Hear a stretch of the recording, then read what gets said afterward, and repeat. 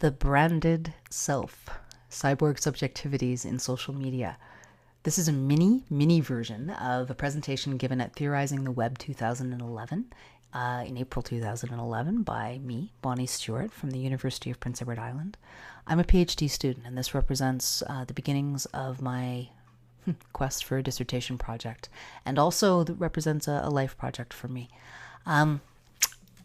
I'm interested in who we are when we are online.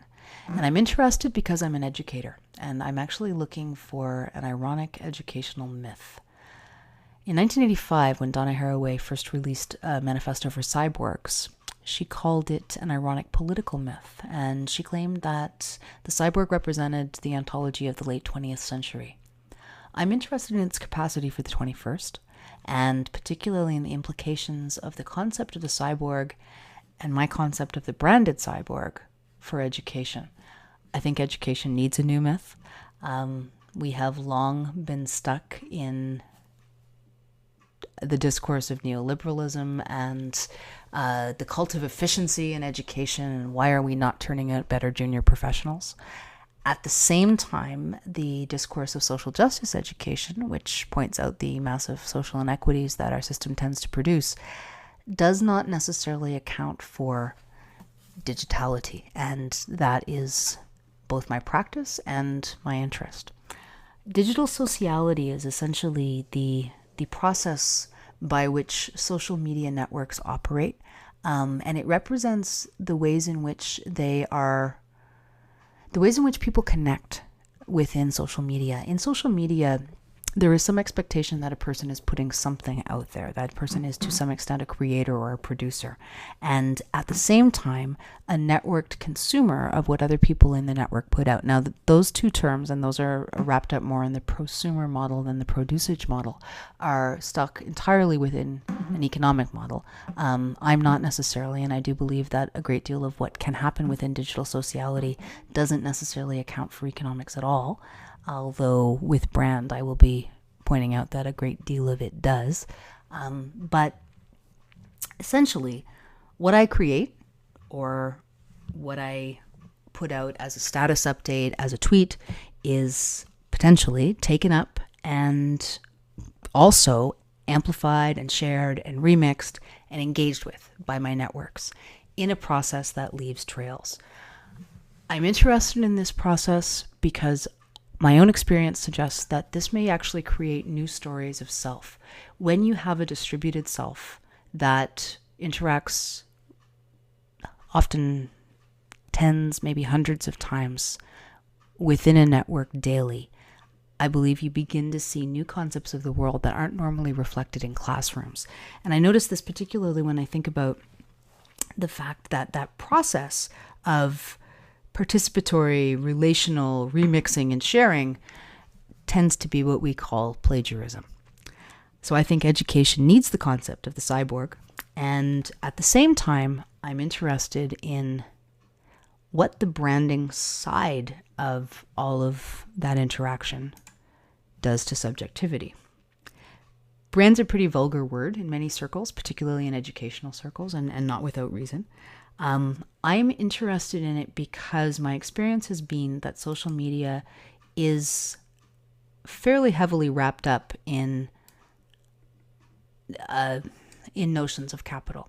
And while I'm looking at in my work Mauss's concept of gift exchange, in addition to notions of social capital and cultural capital and conversion to economic capital, increasingly within social media, it is very, very difficult to have an identity that people recognize without being taken up in some way as a brand, without your metrics, your numbers being recognized and implying to somebody that you are something.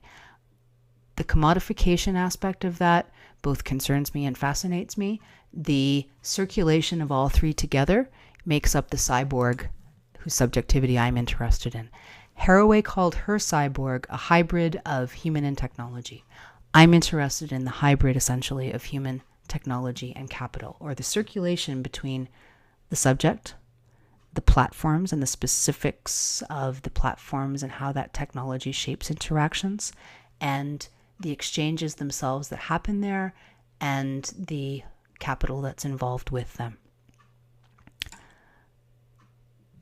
Humans and capital mixed with technology very much builds on Haraway's concept of the monstrous coupling. But Haraway's cyborg, she talks about her cyborg as subversive to the discourses that created it. And I'm very interested if there is any evidence and experience out there to suggest that even operating within the fairly corporately polluted, brand polluted world of social media, whether there is disruption of corporate discourse by subjects, and whether it's possible that these cyborg subjects created by social media may actually be a way through the binary discourses in education. Haraway's cyborg is a witness to possibility, and I'm interested in the possibility that this creates. To explore, I use particularly, there's the S, Judith Butler's notion of performativity and her notion of subjectivity, in which when you become a subject, you become in the process of being subjugated. So discourses of power operate on you, and in that subjugation process, your new self comes into being. We enter social media always already subjects, but my premise is that we become, to an extent, new subjects based on the different discourses and etiquettes and circulations of power in the online social media environment. We become subjects by citing norms of discourse, so the discourses that do operate and have power there will be of interest to me. The agency that emerges is particularly of interest to me. In Butler's work, and I do think that Butler and Haraway fit together extraordinarily well, iterability, which is just repeatability, is the sort of secret to agency, in the sense that we constantly cite discourses. And at the same time, resignification, identical resignification, is impossible. And so each time that we try to perform a particular role, be it the good teacher online or the funny person online or whatever, we are going to pull that off slightly differently. And in those differences, in those small gaps that occur, new possibilities emerge for us and for our own agency. And so for the cyborg in social media, who is repeating constantly, think about the number of tweets that people put out a day. My theory is there might be a lot of possibility there.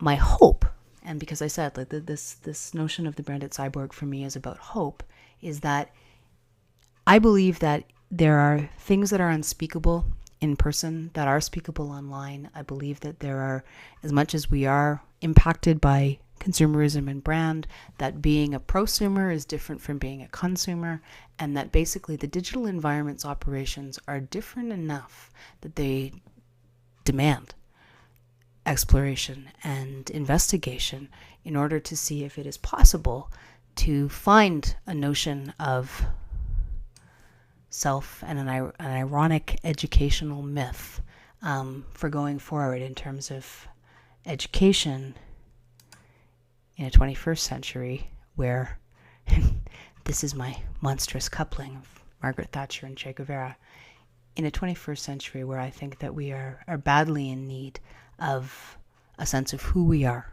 in this time. Thank you very much. If you would like the full paper of this delightful concept as it exists at the moment, this is my Twitter handle, @BonStewart. Feel free to get in touch.